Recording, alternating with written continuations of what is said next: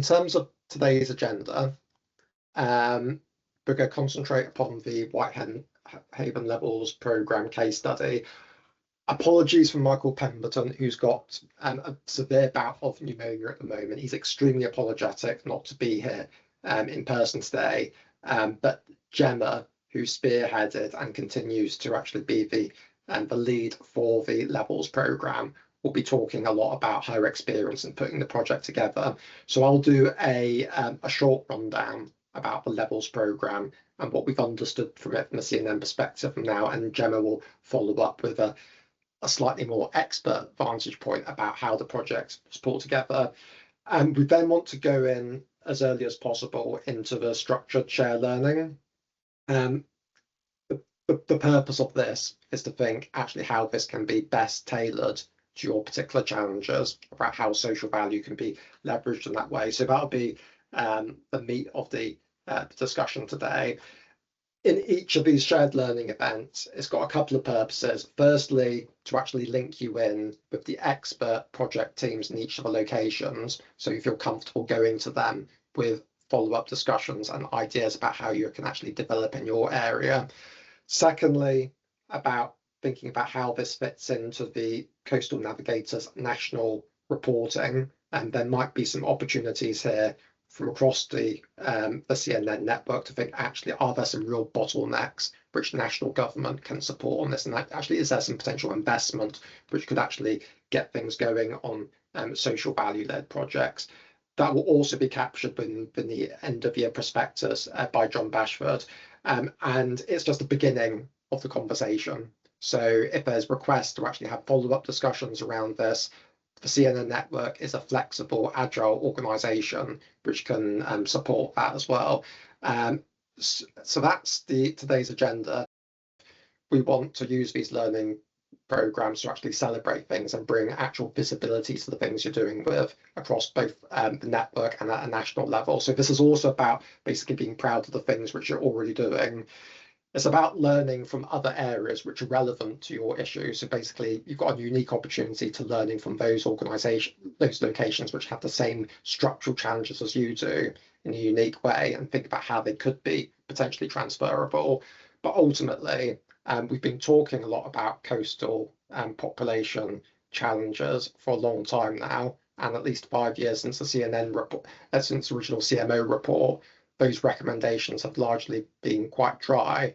This is an opportunity to think about how we can actually accelerate it and actually use the evidence from locations which have done to actually quell the naysayers in the local area about why things can't happen. So this has got to be about using the evidence about what's working to actually encourage people to move faster where it's appropriate. This is the first of 18 shared learning workshops across the year. We've chosen Whitehaven because what has come up in the development of year 2 of the CNN network is the ambition, usually untested ambition, around social value, about making it work on the coast. There's three reasons why social value is actually a priority for the coast. We're all aware there's a higher level of need on the coast because of demographics and economic inactivity. And we're also aware that there's lots of talk around potential investment on the coast, very often from industry, whether it's the clean energy sector, whether it's reframing tourism, whether it's thinking about defence, manufacturing, ports, logistics. We can often see, there's a visible, clear opportunity for the coast around that. And I think there's a gap between what industry, central government, local government kind of want to do, and actually thinking about how that works for local people. And there's a lot of duplication in social value at the moment, very often because people aren't quite sure what the community focus would be, what the priorities are, and where the actual tangible goals are. And I think the beauty of the Whitehaven model is that they've done it really in a very, very developed, curious way in terms of discussing it with people, not assuming they know all the solutions. And they've developed something which is actually very tangible now. So I think social value can be used to bridge the gap when we're talking about resources. We don't know how to actually make the case for this. This is where social value can really come in, looking at soft investment required to make this work for local people. So I'm going to share a quick video about the Levels project, because we don't have Michael with us today, but he did want to share this video in advance, which just gives you a taster about what it's like, and then we'll break down about how it's been put together.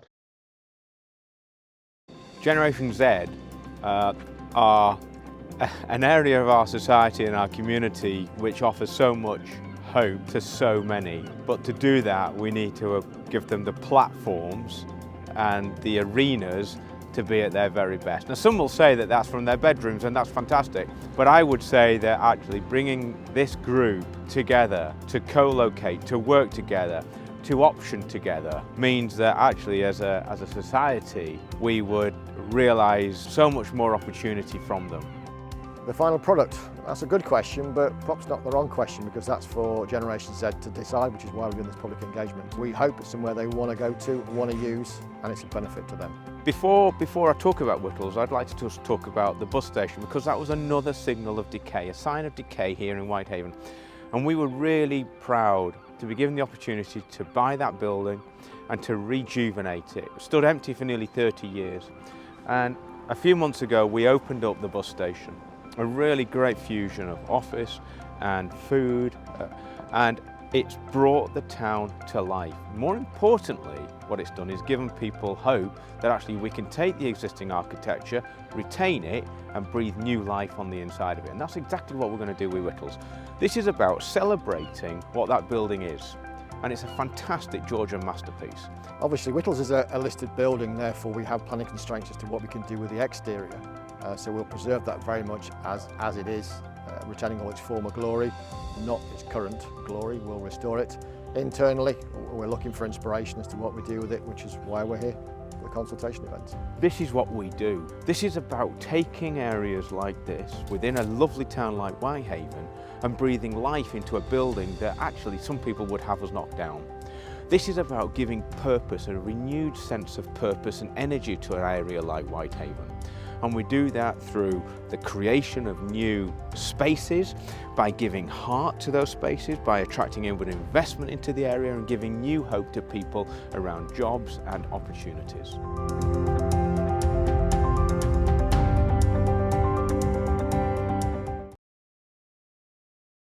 It's been led by Beck, which we've got Gemma here today, which is an organisation which is all around collaboration. So it works with both the local authorities and the biggest anchor industries in the area, including Sellafield.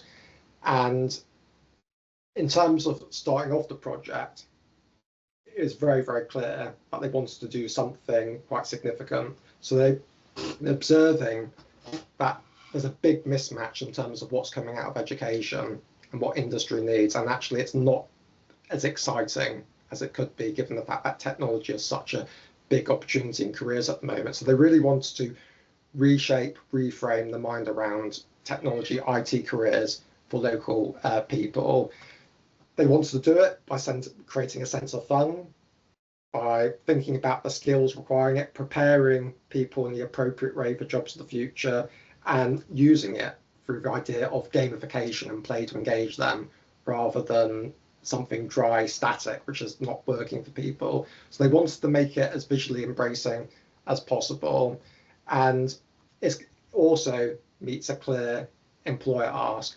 UK creative industries in the Northwest are crying out for talent. They cannot get all of their talent from the centre of Manchester. They need new areas, new talent pools to support them. So it's going to hit a clear business need as well. So I think it's firstly about meeting that social need, and secondly about business need also. And it's thinking about that entry point in terms of careers, and thinking about showcasing for them all the potential opportunities within digital in that place-based approach. So very, very specific areas where there's demand at the moment. So they're thinking about career pathways also. In terms of the funding strategy, and I'll ask for Gemma in a few minutes to speak to this more directly, but it wasn't just about asking the magic money tree from government or Sellafield or a single approach for the funding. It was about the blend of social value investment from both the public and private sectors and getting it focused on one single tangible goal. Because Whitehaven is so immersed with Sellafield and so much stuff has to go through quite rigid 5-case business methodology, that in itself was a plus for this project, because the rigor and the professionalism and the evidence which had to go into the 5-stage methodology, Beck realised that was equally applicable for the private sector. And it's equally a very, very good evidence base to actually bring in social investment beyond the public sector as well. So it's something which we all have to do, and it's a bit of an ordeal, but its applicability in terms of getting decision making focused across multiple sectors was really, really key. They had to make sure that it does clearly align their strategy with a whole host of UK government strategy, not just DSIT, but Department for Education, MHCLG, and other departments, so that shared alignment with government was quite clear. There were lots and lots of hurdles along the way, so they had to build up resilience and constantly game plan about the delivery of the project. But fundamental to this is that this was not built in a room full of people like me talking about wouldn't it be good to do this in Whitehaven. This was built for a deep-seated community engagement, asking people constantly, how can we make this work for you? So what it represents in terms of the video when you get to see it is something which has been designed and built with the community, not done it as a consultation exercise. So the funding strategy, built from the evidence base from the community, had to go for the rigor at HM Treasury business case, and as a result of that, it brought in investment from parties which wouldn't normally share investment protocols. So Gemma will be able to speak to that a bit further. And fundamentally, that brought in a wider set of partners. So if it was just about one, the levels programme might have been distorted. It might have had to be all about the nuclear energy sector if it had all been about Sellafield and the NDA. But as it brought in other partners, it was able to actually provide a much broader canvas in terms of its applicability. So I think it shows that in coastal communities, we need to think of slightly different funding strategies, which are different from the inner city, where there might be lots and lots of options. But actually, if there's a single clear ask in terms of what we're doing in social investment, you can make a big tangible difference. So that's the intro to the levels programme. And Gemma, hopefully I've got most of that right, but do correct anything I've got wrong first of all. But would you be able to tell us a bit more about your experience in terms of working on the levels programme? Yeah, absolutely. Thank you, Nick. So I guess the first thing that I would say is that it's not a fast process. Certainly when you are doing capital projects in particular, there are so many things that you have to think about with that. And it's absolutely about having a really strong evidence base. So before we ever went out to public consultation, well, I'll rewind slightly. If you've done a lot of public consultation, it's important to have a little bit of a steer when you go into those sorts of events and things like that, and a bit of a shared understanding around the challenges that you're trying to solve with that. So before we ever went out to public consultation, it was very, very much about doing our research around the challenges in the area, but also the huge opportunities in this area. We're quite fortunate in West Cumbria in some regards that we have got Sellafield on the doorstep, because that brings with it a huge number of very high value jobs and procurement opportunities, tier 1 and tier 2 supply chain companies. However, there is a lack of diversification, and they're seeing in their own workforce real gaps in terms of future skills and things like that. So it's not just about the problems you're trying to solve, it's also about how do we harness the opportunity here. We obviously looked at our own development in terms of the bus station. We had also recently done the refurbishment of RACO 1, which is the Robotics and AI Centre on the harbour here as well. So we were very much looking for connectedness across those other projects as well, and looking at what had gone well in those sorts of areas. So, you know, in terms of developing that business case, very much about what are the root cause issues in the area, building a really, really strong evidence base, and you know, that ultimately made the funding strategy more straightforward in that regard, because it's very obviously a project that is going to deliver huge community benefit and social value. So that really led to the very early engagement with the funder, and that was the thing for us. Sellafield were always our main target funder. We engaged with them very, very, very early on. They did not get it for a very, very long time. I'm not going to sugarcoat that. When you say we're going to open a digital gaming hub in a Grade 2 listed Georgian building, they say, what? Why would you do that? And these are good questions, and that's actually what strengthens the business case, is that challenge and scrutiny from different people very early on. So we engaged very widely on that. And the question around the building in particular was one that kept coming again and again. We absolutely could have built levels in a different facility. We could have built it from the ground up. We could have done it in a warehouse. We could have, and that would have brought many of the benefits. But a big challenge for our town is that it is quite in quite a state of decline, and the building, as it was known at the time, Whittles, was the highest visibility building in the town. Every vehicle that goes through our town has to drive past that building. You can see it all the way along our main street. It was a real eyesore. So a lot of persuasion to get the NDA in Sellafield to buy into the concept of the regeneration of the town centre being as important as the benefits that you're going to deliver. We talk about this a lot now as well. There'll be loads of people in our area that will never set foot in levels, okay, and that's completely cool. But the fact that we did the external of it and have restored it to its former glory is incredibly important. It will create a stimulus effect for wider investment in our town centre as well. So, you know, the funding was very challenging, and I would stress that whilst we've got a mix of public private sector funding there, that the connection with BT was actually also driven through Sellafield.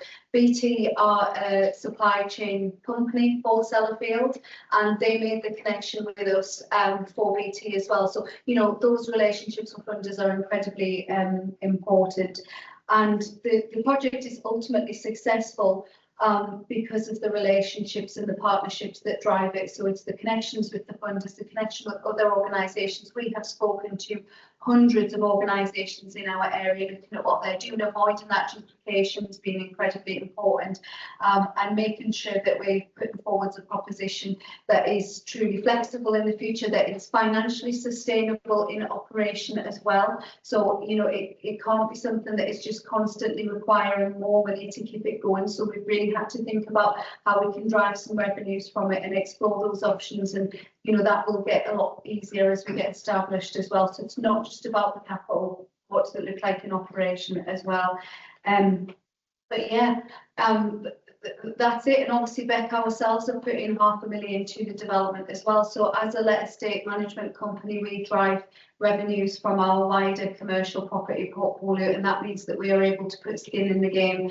And that is something that we found with funders as well, that will make your application a lot stronger, that you are not asking for everything from a funder, that you are spreading that sort of risk and benefit around.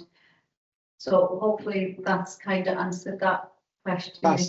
That's so welcome, Gemma, giving the actual detail about what how it's delivered.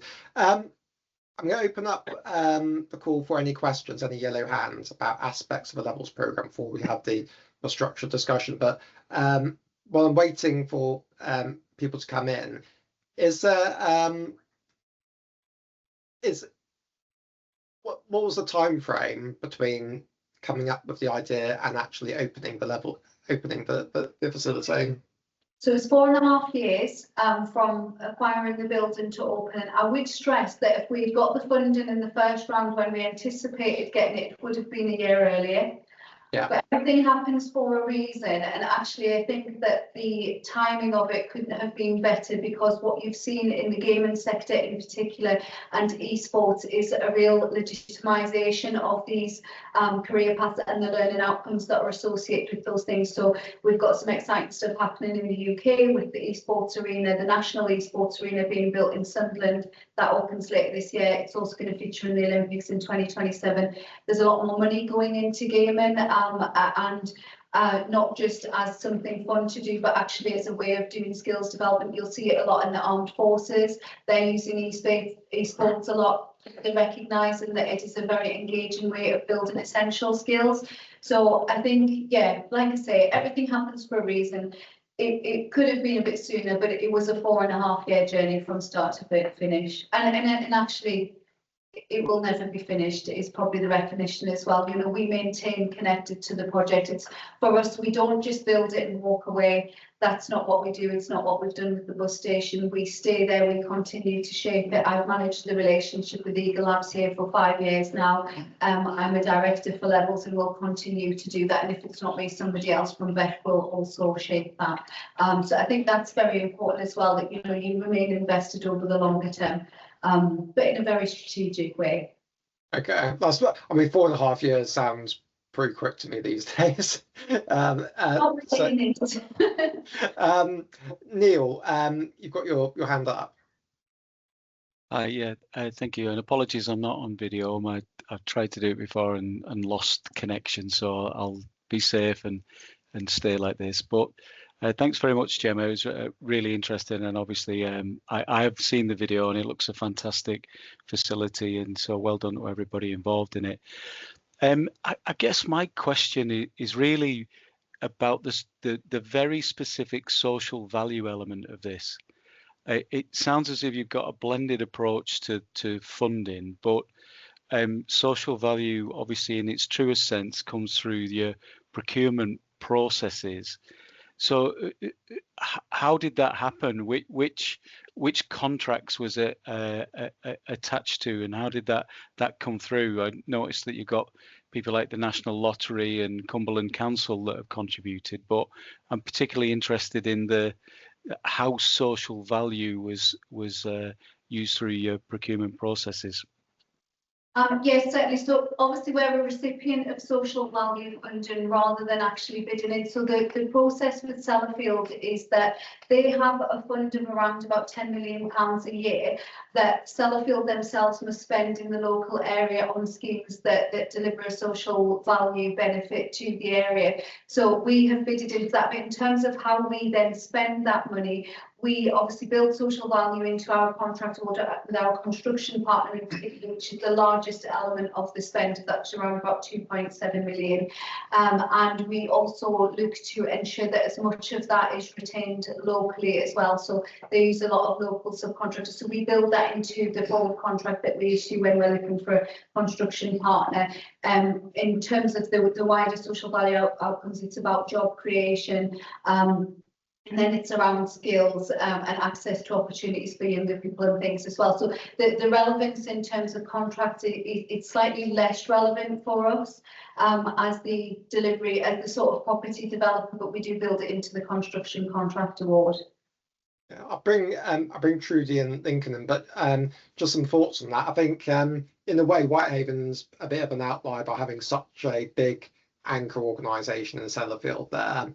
When we think about the amount of funding which goes in any local area through transport, motorways, highways, local government, NHS, there's other sort of pots there, but it's not stitched together nicely. And I think much of this is about a single investor mindset to this, make sure that it's being funneled in priority interventions like Levels, and think about how that can be transferred. So I think that's probably from the discussion, but how we can actually get behavioural change in terms of procurement to actually make the same impacts that you've managed to do in Levels.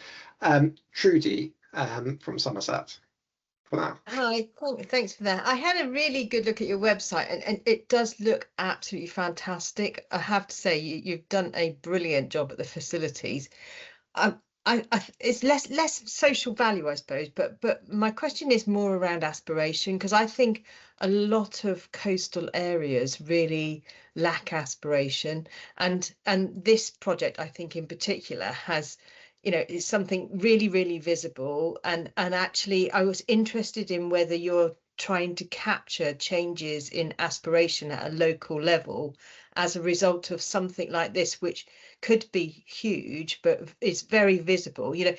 Are there is there a tangible change in aspiration, or are you measuring that at a local level? You know, what do you have as aspirations as a project for the future? I'm really mindful of the fact, and I know not a lot about gaming, but I do know there's a massive gaming festival in Lucca in Italy every year, you know, and wouldn't it be fantastic if this project absolutely linked in to a gaming festival in which is worldwide in Italy? Yeah, so actually, Trudy, when we talk about levels, it's heart, it is about raising awareness of wider opportunities for people in this area and raising aspiration levels.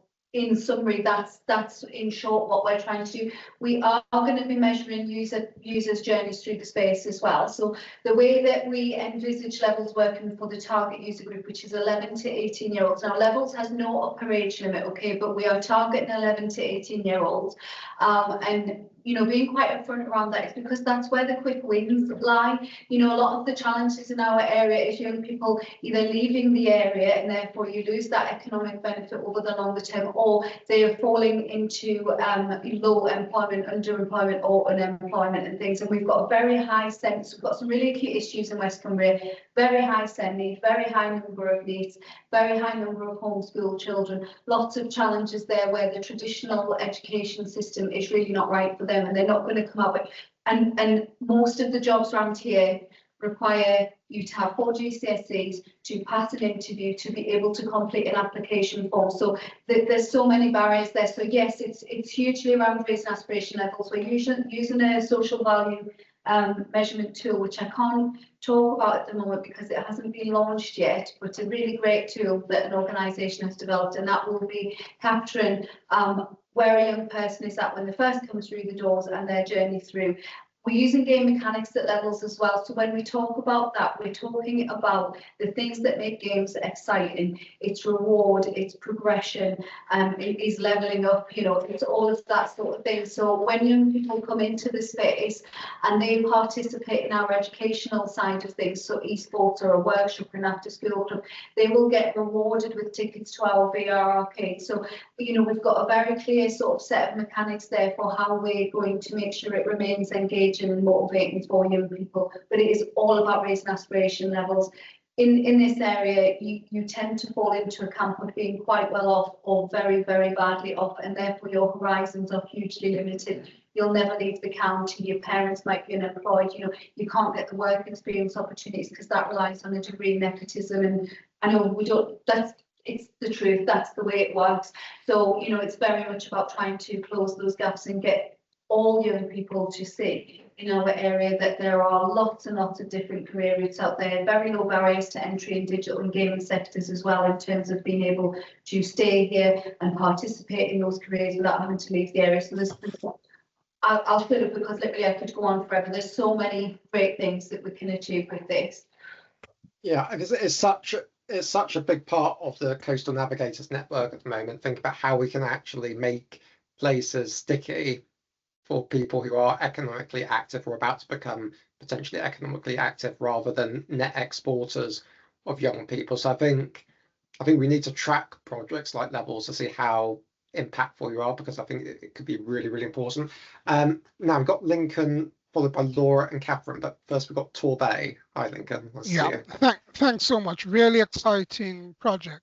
And what I wanted to hear about was a little bit more about how you recruit, and then something about the kind of support through to employment. And I know that you're early stages yet, but very much interested in terms of the kind of support and skill set for somebody you want to help to place into a job versus someone who might develop entrepreneurial skills to develop their own niche within the digital space, as it were, and whether you could talk about some of the broad approaches to how you're developing some of that work.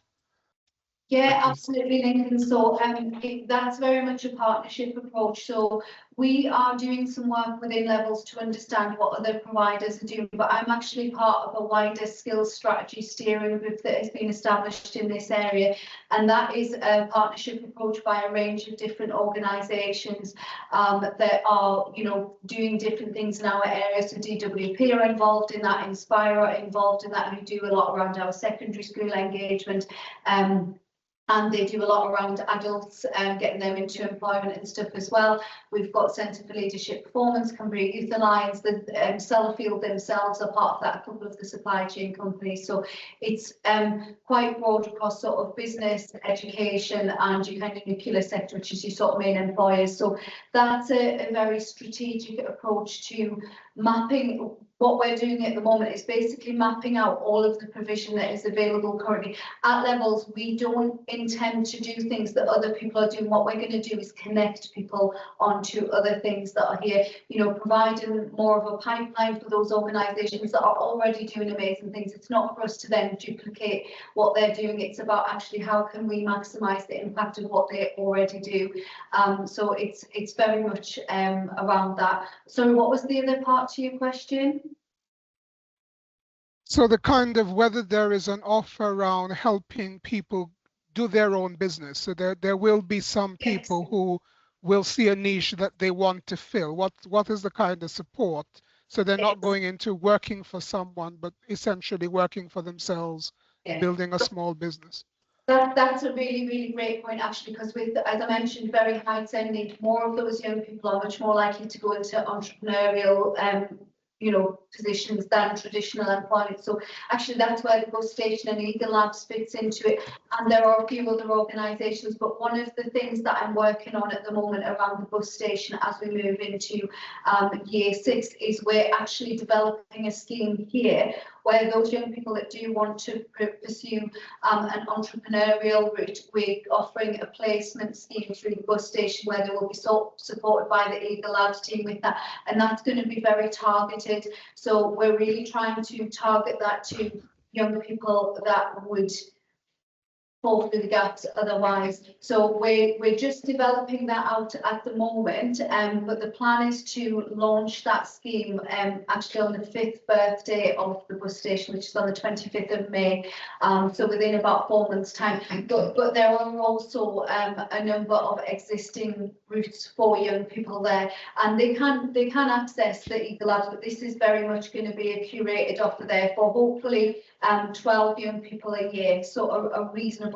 number of young people that we'll be able to support through that every year. But we expect that pipeline to come from engagement in levels, but it's not restricted to that.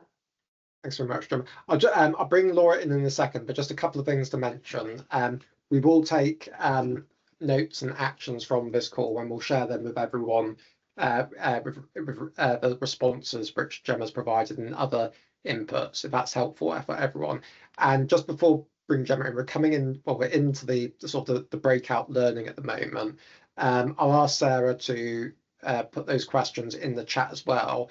But I'm particularly interested after Laura and Catherine, or perhaps you want to respond to those, about point number 3, about what people think is the biggest challenge you've been facing doing above, even if it's the obvious, like no funding, how we can actually creatively think about getting funding if we don't have a big Sellafield next to us. I know Trudy's got potentially a big nuclear power plant, Hinkley, in their travel to work area, but they won't be every single area. So how we actually stitch those things together where we don't have them, I'd be quite interested to think about creative ways which we can look at that.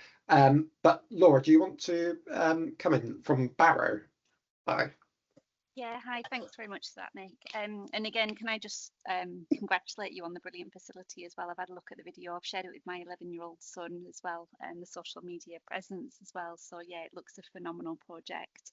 I'd just be interested in learning a little bit more around the engagement that's been done with schools and educators, in particular kind of career guidance as well, and the sort of pathways that could be built between, you know, there's some obvious lessons, isn't there, but in terms of sort of like wider curriculum aspects of careers education as well, and then engagement with those essential skills through the Levels project.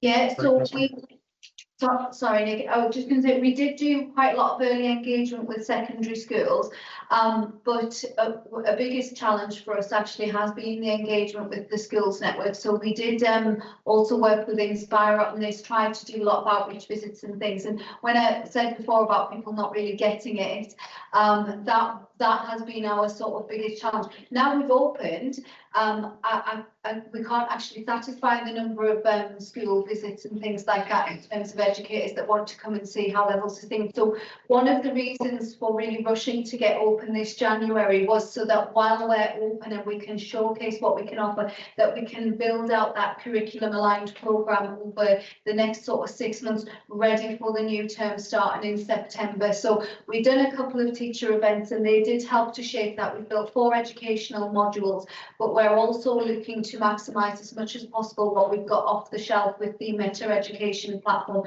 which has had huge investment and new content all of the time. So that process is actually ongoing at the moment, and the aspiration with that is that it remains an ongoing process of engagement as our curriculum sort of shifts and things like that as well. We're also partnering up with academia who have, so University of Cumbria in particular, have developed quite a few sort of training packages around helping teachers to deliver what is an increasingly digital curriculum within the classroom and things like that as well. So it's also around how can we help teachers to be more impactful in this area as well. So it's a bit of an ongoing process at the moment, Laura. Yeah, I think that's, I think it's a big obvious national priority about how we can engage young people in a way which is different from what's before, because it's not working on the coast. It's coming across loud and clear from so many locations. So we need to think about these sort of very, very innovative examples. I'm going to bring Catherine in, and just before Catherine comes in, I noticed we've got Great Yarmouth, Kent and Lincolnshire on the call, which all have, priorities around engaging young people around careers. And I would like some ideas about what you think would be the challenge in terms of developing something similar in your localities around this, or would it be a bit different, or the way you would approach this? But Catherine, you've been very patient. Hi. No, amazingly innovative project. Thank you for sharing it. Is it intended that the project will be self-sustaining revenue-wise? I know it's early days, and if so, what do you think the main factors will be in that? Because that's our biggest challenge, I think, potentially for a big development. I would love to say yes, but no, Catherine, because of the model that we have deployed, we do require some revenue funding, but we are generating some revenues ourselves. So we charge for the VR arcade, which is unashamedly about fun. People can come to play that and stuff like that as well. And we also will drive some revenues from our cafe. Now, we weren't originally going to do any accredited learning. However, we are now doing the esports leadership programme, and that does come with government funding. Oh, sorry, can you still hear us? It dropped out slightly there. But ultimately, look, the end beneficiaries to the success of levels are local businesses. Okay, they need talented, skilled people to come into the workforce because they have gaps. So we are working with a number of different organisations, largely tier 1 supply chain companies, and we also have a live bid into National Lottery as well, and Mark's here from Lottery sat next to me as well, to provide some additional support to the project, ultimately to underpin the staffing costs, and that because a principle we've always tried to operate on is that we have to remove all of the barriers to people coming to levels. So when we engaged with schools, their biggest barriers were the cost of outreach activities and the transport to get there. So we are not charging them for coming when they come as a school visit, and we are also funding their transport costs for them. So that's where we're securing funding, is to do those things. So we've had really good engagement with our business community around this. They know it's a challenge for them. They're struggling now to recruit people with the right skills. They all have massive issues actually around reskilling and upskilling their existing workforce, especially around digital. So that's something we can satisfy. So it's not always just about give us some money to support a school visit. Sometimes it's about use the space. So we've got Raco, for example, are going to be training a number of their staff in Unity and BIM models within levels. They will pay for the hire of that. They will pay for the tutor. There will be a small element of profit in there that will then go to underpin the wider operation. So we'll continue to explore those options, but it's not cheap to run on an annual basis. I think it's highly unlikely that we'll ever get to a position where it is totally financially sustainable. This, however, as well, is where Beck, being the developer, is incredibly important, because we retain ownership of the building and we retain the responsibility to maintain the building itself, which is a huge cost for a CIC. So that removes an element of the risk from them as well, and the cost. So we will continue to provide an amount of money every year to the building, and we're also going to be sponsoring some school visits every year as well. So again, skin in the game. We believe it enough to put what is for us a large proportion of our income into it. It's a bit cheeky to go and ask other organisations to do the same if we're not prepared to do it ourselves. Oh, fantastic. We'd love Beck to come around here, come visit East Yorkshire. But in terms of engagement with businesses, have you or anybody else thought about sort of on the sponsorship of business by businesses, or naming rights, or them sort of funding apprenticeships, or is that what you're doing already? Or? That is what we're doing. So we've got lots of different levels of sponsorship available for businesses. So they can sponsor school visits, they can sponsor the development of a particular course or after school club or workshop, and there's quite a lot of interest in that, especially where it's aligned to them. For small businesses, so your micro businesses and stuff, we're looking for them to support the esports teams. So that's quite a small sponsorship package of £500, but it pays for the team's uniform, it pays for their coaching and everything like that, and just the usage of the esports arena and things like that. So we've got a range of sponsorship. We're targeting 3 organisations to provide sponsorship in the region of £30,000 to £40,000 a year, matched with the lottery funding, matched with a further commitment from BT, who have pledged another amount of money, which won't be there for the future, but is there for the first couple of years to support the successful establishment, if you like, of levels. But I do envisage us being able to generate significantly more money than we'd initially planned, just based on the level of interest we've had so far and the commercial opportunities there. And this is where it gets really exciting for young people, because we always aspire to be able to show young people that these careers pay, and where we can start to get some paid opportunities coming through from businesses and things like that, and get young people involved in those, through work placements or whatever. Maybe we can also pay them for their involvement within that. So it becomes quite a circular thing, and that goes back to the game mechanics thing around rewards, which is a really important part of the engagement in it. So that is basically what we're doing. Thank you.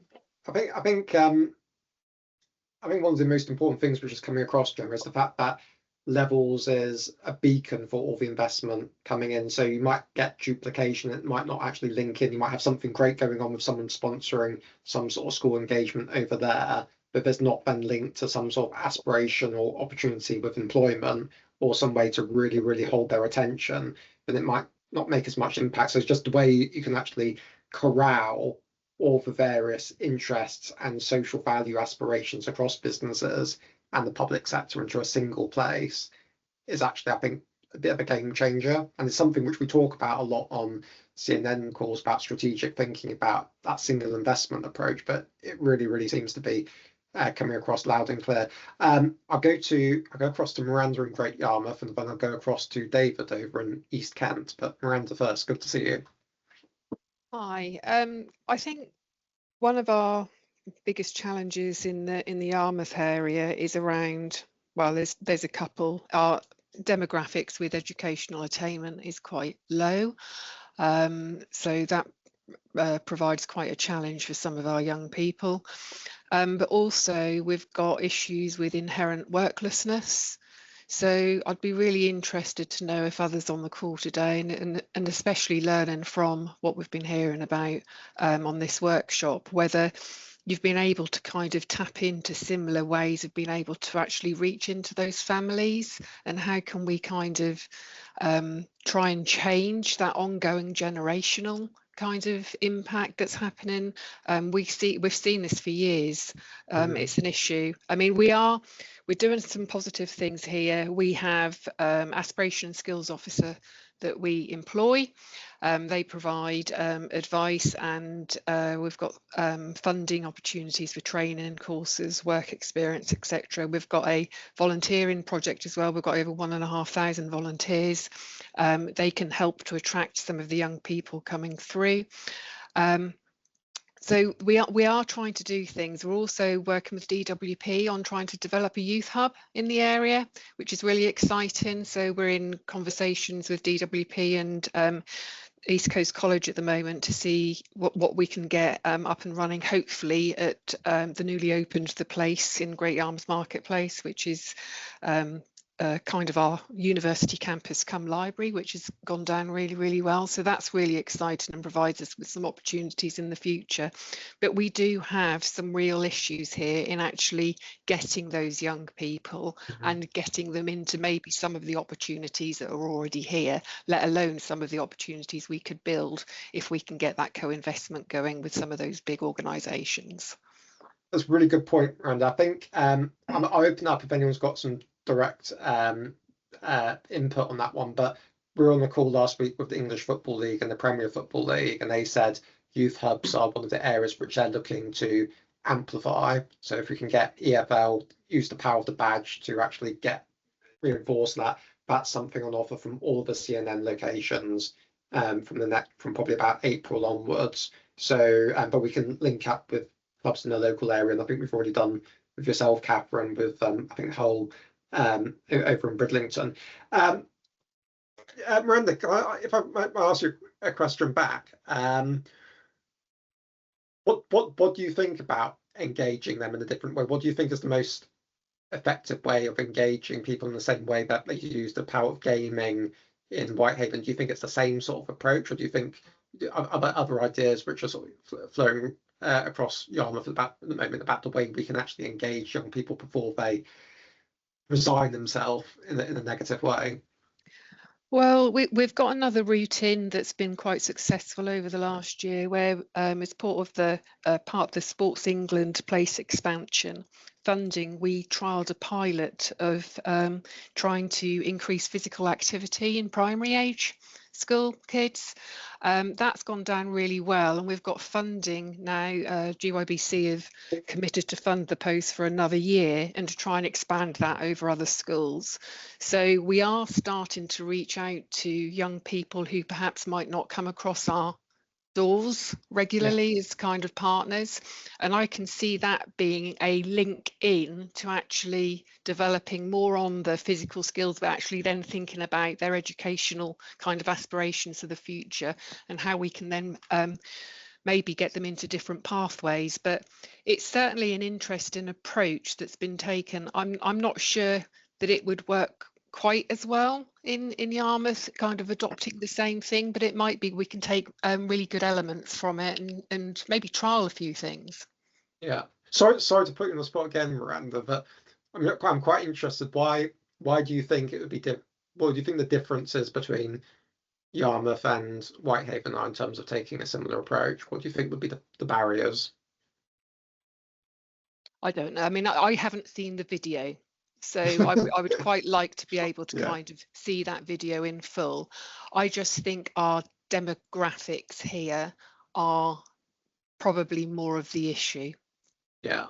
You know, we've got some of the most deprived wards in the area. I think it makes it difficult with community engagement sometimes. Yeah. And there's an awful lot of people out there that we perhaps struggle to connect with. Yeah.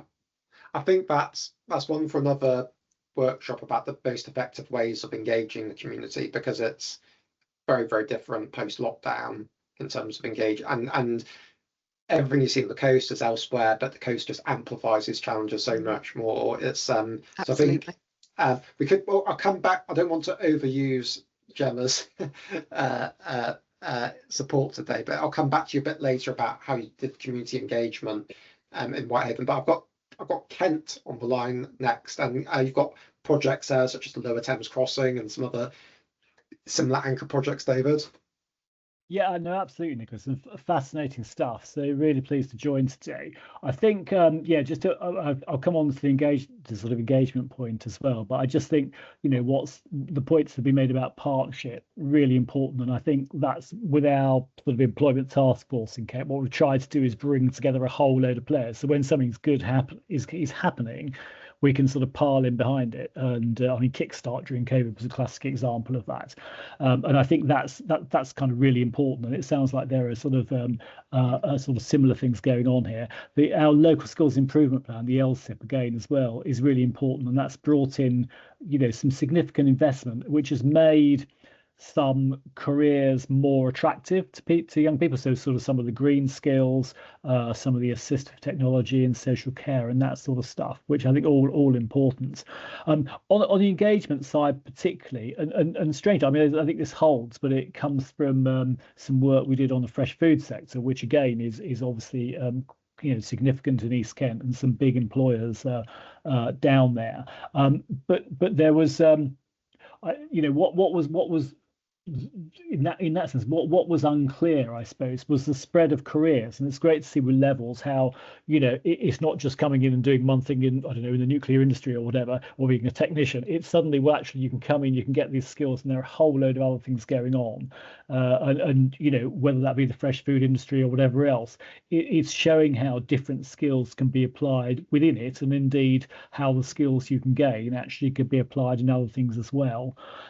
We did some focus groups through one of the colleges, and you know, language is just so important. It can be a complete turn off, you know, and it has to be done in the right way.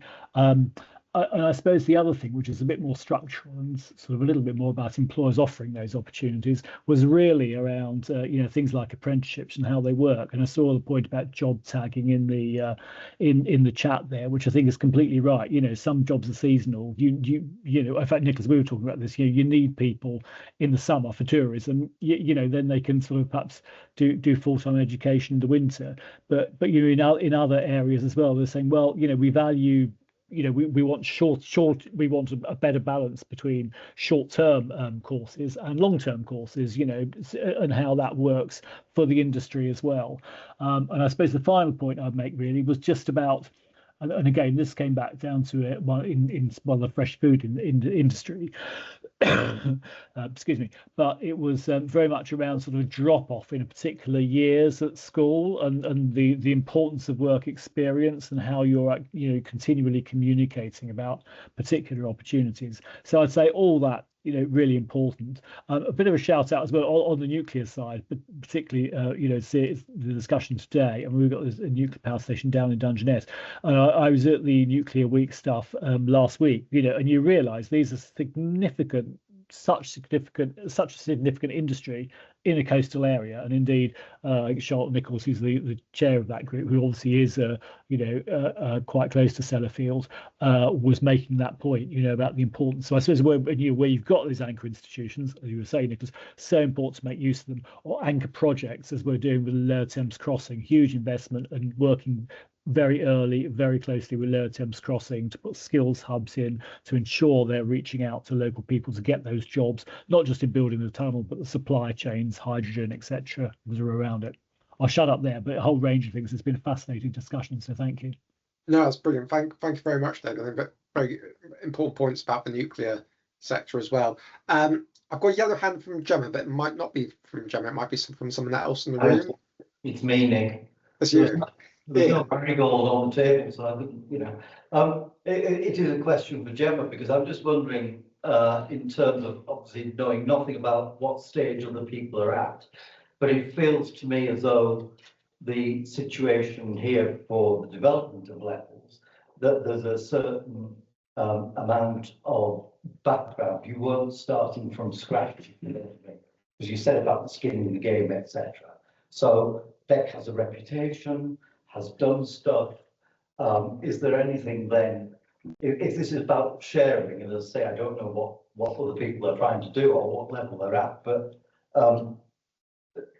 I guess is there anything you've learned about what could you have done it from a standing start, and how much of what you've done is about determination and stickability? Do you know what? I think that's a great question. Yes, I personally could have done it from a standing start, but I do mean I personally. I think that is a key thing around this, that it's incredibly important to have the right people at the table. It's really, really, really hard, like really hard. You know, it's painful at times. You've got to proper care about it. For me, there's a whole lot of things that we'll get into today. This really matters to me, that we're creating opportunities for people, not just young people, but for people to be able to, you know, become economically active and actually just to be happy and healthy and well. So yeah, there's a massive amount of it that is just about pure grit and getting there, and being incredibly passionate and incredibly persuasive and not taking no for an answer. Being quite frank, I cannot understate that whilst the bus station and levels would not have happened without the financial support from the nuclear sector. Okay, it wouldn't. They've enabled it, but it's still incredibly difficult to get them on board with projects like this.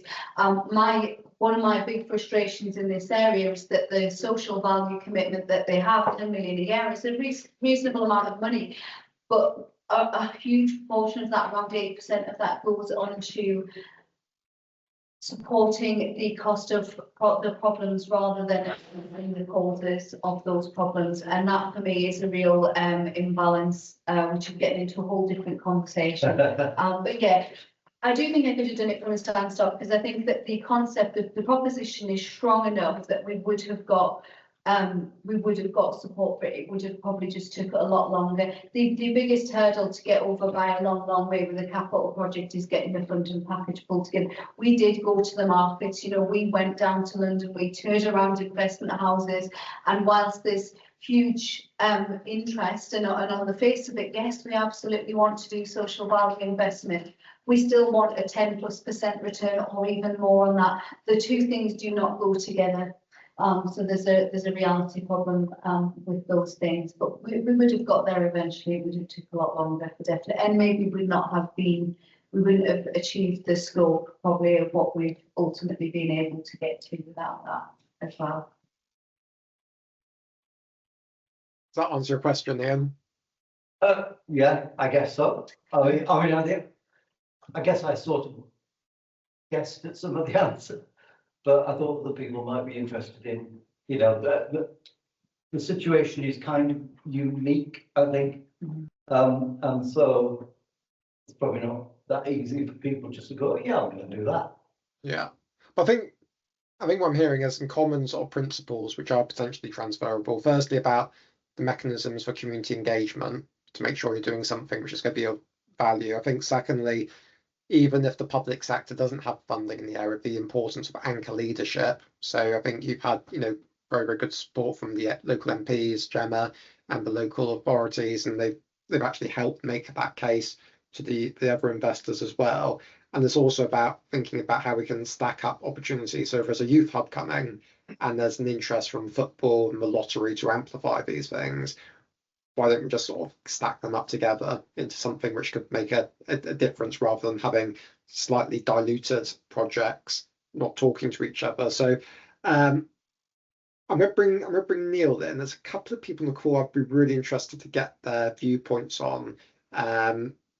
Vicky Lightfoot's viewpoint from NHS, because you're looking at it from a workforce lens, but workforce in itself is an opportunity to actually engage people in entry-level jobs. We're also thinking about how the NHS can be used more of its influencing power around social investment in terms of its suppliers.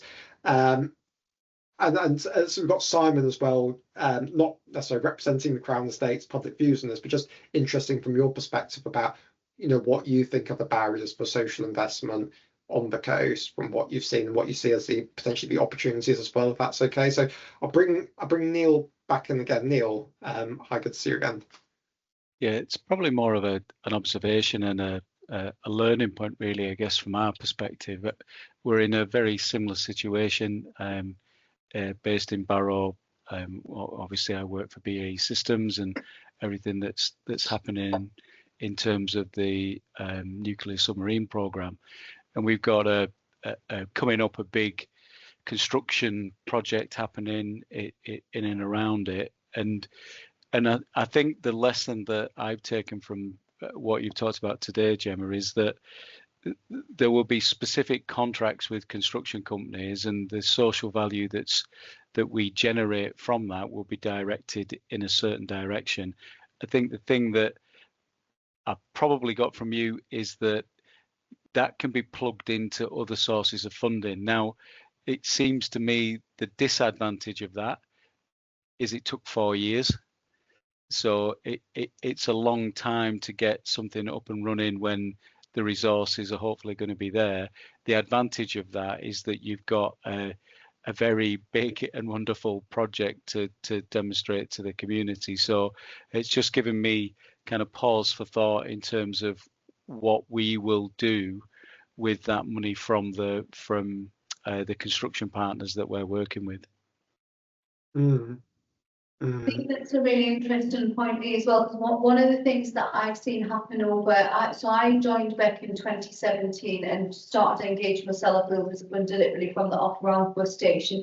And what I have seen is a real maturing of the way that they do social value investment through that process, in that they've become much more cohesive with that. There's a much better coordinated approach to it. They're better at measuring, they're better at avoiding duplication and things like that. So I think when you are looking at that, it may be worth even touching base with them to sort of understand the journey that they've gone through to do that, because they've really been able to, it is social impact multiplied, but they have really been able to multiply the impact of their own social impact commitment by really aligning it with their contracts, and they've really tightened up the way that they award their contracts now. They're giving their supply chain a lot less flex around the way they're asking questions. They've developed a bit of a menu, you know, they've identified priority need in the area, and they're really guiding that a bit more now as well. And even, I don't know if BA is the same, but Sellafield award a lot on a frameworks basis where there are groups, there's consortia. So often there's a bit of duplication in what they've put into their bid, so that even then working with them at the point and after the contract award to shape that with that consortia, rather than just say, yeah, you said you were going to do A, B and C, you were going to do D and E. Well, actually, we've looked at everything and we've decided that G and H are the right things to do, and that's what you're going to do. So they're really, really starting to craft that and shape that much more. And that's where, you know, from a large sort of funder and awarding body perspective, you can be really, really more impactful than you currently already are. Yeah, I think that's the lesson that what we're taking from others, that we don't want those other, whoever it is, the suppliers that win contracts, to just start delivering activity that they feel is important. We've got to be directing them towards some specific things, really. That's where you get the value and the targeted intervention that makes a difference. Yeah, that's a really important point. Thank you very much for that, Neil. Vicky or Simon, can I entice you onto the call? Simon, you've taken your mute button off, so I think that's a permission for you to say yes. Yeah, that's fine. It's probably quite a good segue. Sorry, was it Neil that was speaking just now? Yes. Yeah. From what Neil was saying, obviously Crown Estate, the big sort of role to play in sort of creating offshore wind markets on the coast. So our leasing rounds, the leasing round 5, which is the leasing round that was concluded of last year, was the first time that the Crown Estate has put social value criteria into the tender process. So as part of the tender, the offshore wind developers had to write 6 plans. One was around NEETs, one was around skills development, one was around apprenticeships. There was a couple around community impact and community engagement, and also a method statement on how they were going to deliver their social value plans. And within that, we were asking them to make specific commitments, but also the principle of how they were going to sort of create social value throughout the life cycle of an offshore wind farm, from sort of design, development to construction to operation and decommissioning. And I think what Neil was saying about sort of convening partners to understand local needs and direct investment to have the most impact locally is something that we're quite keen is sort of amplified through any future leasing rounds. So Crown Estate and others released the Future of Offshore Wind report in 24. We've got two sort of significant areas of focus being the southwest and the northeast. We've been doing quite a bit of work in the southwest and Wales as part of round 5, looking at local needs, working with local stakeholders, understanding what the sort of social value landscape looks like and the opportunities for developers to amplify existing projects and programs. And we'd be looking to do something similar in other regions like the northeast as well. So I think to that point that Neil made around making sure that people aren't just doing their own thing or doing it in isolation, and making sure that they're really connected, connecting the developers and other stakeholders together, and the Crown Estate playing that key role in that sort of relationship building to make sure that we're maximising the impact, and it's not just sort of the low-hanging fruit that the developers are going for and doing things in isolation because they're utilising relatively modest amounts of money. But if you can combine that into do something a bit more impactful, do it in the right places, make more of a place-based approach to social value creation. That's sort of ultimately our ambition, is to sort of move in that direction. That's very helpful. So that, I mean, we're hearing that from a few people about that convening power, from whether it's a big anchor project or the local authority or a combination of them, is an essential way to unlock this opportunity. Vicky, I'm really sorry to put you on the spot, but do you have a perspective from Lincolnshire in terms of, it's interesting for you because you're seeing it from a very different lens? Yeah, I think the place-based bit is really critical, and I think as we shift into place-based healthcare delivery, we may see that better connection. But I think for me, and I put it in the comments a little bit earlier, it's around that trusted and positive experience of our communities and how and who they connect with best. I think quite often, and we're finding it through the projects we're doing at the moment, where we are getting people who are trusted in the communities to deliver on our behalf, we are getting better buy-in than coming in as the NHS or coming in as someone new. We've got this new funding, is actually trying to bring those trusted individuals to connect with the communities that we're trying to deliver in. And I think there's that real bit around sensitivity of our populations. So some of our projects stretch the whole of the East Coast, so from Mablethorpe to Boston, and we think, oh, that's not very far, but in that 30-mile stretch of coastline, we most probably have got to tweak and adapt that delivery in each of those locations because they are different. So it's about really making it place-based, but also who are the trusted people and those lived experiences that give us the positive reactions with the communities we're working with. Yeah, and on that, Vicky, I think you've also been experimenting with digital engagement on one of your widening access projects. Yeah, so we have commissioned someone to do some different in terms of conditions. So instead of looking at the normal digital platforms like NHS Jobs, looking at sort of working with the media, we've gone for some more subtle media outreach to see if we can attract some of those individuals that potentially we don't normally reach. That's had varying success, I would say, at the moment, but we're trying to do a little bit more depth as to why that is and how we can explore that in a little bit more. But I think it had some initial success, but we're seeing that even stop at the moment, if I'm honest with you. Brilliant.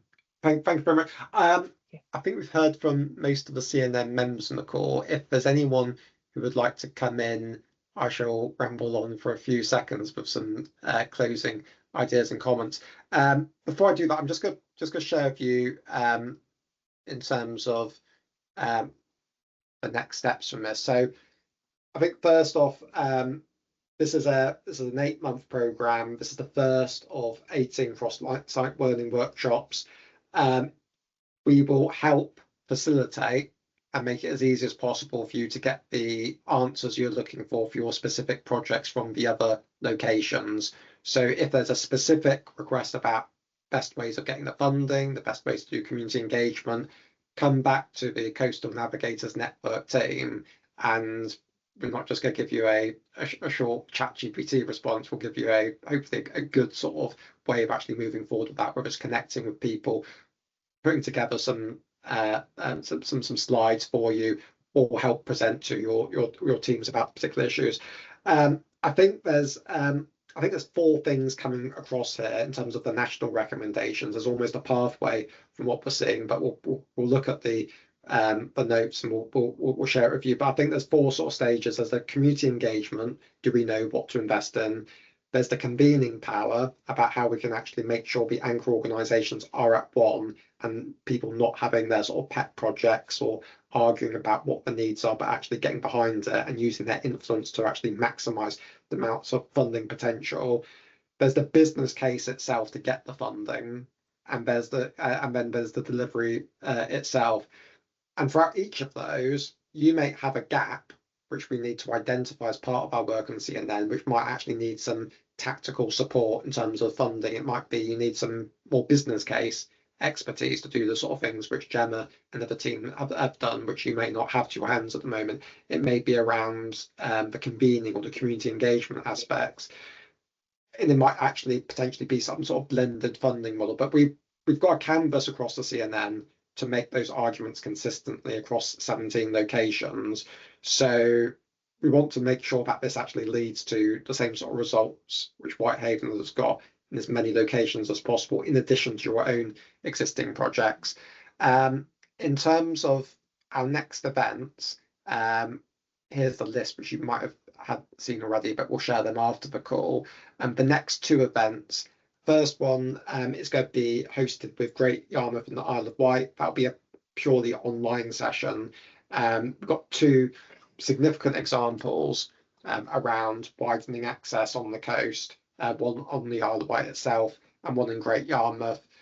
It was within the year 1 programme about the success of the Apollo programme. They continued and they're broadening out to the wider energy sector, but they continue to get very, very significant results in the area where others have not been so successful in the past. So we can look at that and the Isle of Wight case study. That will be just as a reminder on the 5th of February. I have to remind myself then. And then the one after that is going to be hosted with John and the team over in Thanet and twinned with Fleetwood, looking at mental health on the coast, where they've got some successful models looking at that. So those will be our next ones. Before I sort of completely wrap up, firstly, huge thanks to Gemma, Paula and Michael and the team at Beck for hosting. We've been discussions with Michael, Gemma, but I think we'll do another event in the spring or early summer over in Whitehaven, and I hope to be there myself for that one. We're perhaps going to focus a bit more about your next exciting project, which is Pioneer Park. Very, very welcome to have ideas about other topic areas or things which you're proud of, things you want to share across the network going forward. And thank you everyone for joining today. But unless there's any more yellow hands going to come up, I'm going to wrap up here and we'll stop recording now. But thank you very much indeed.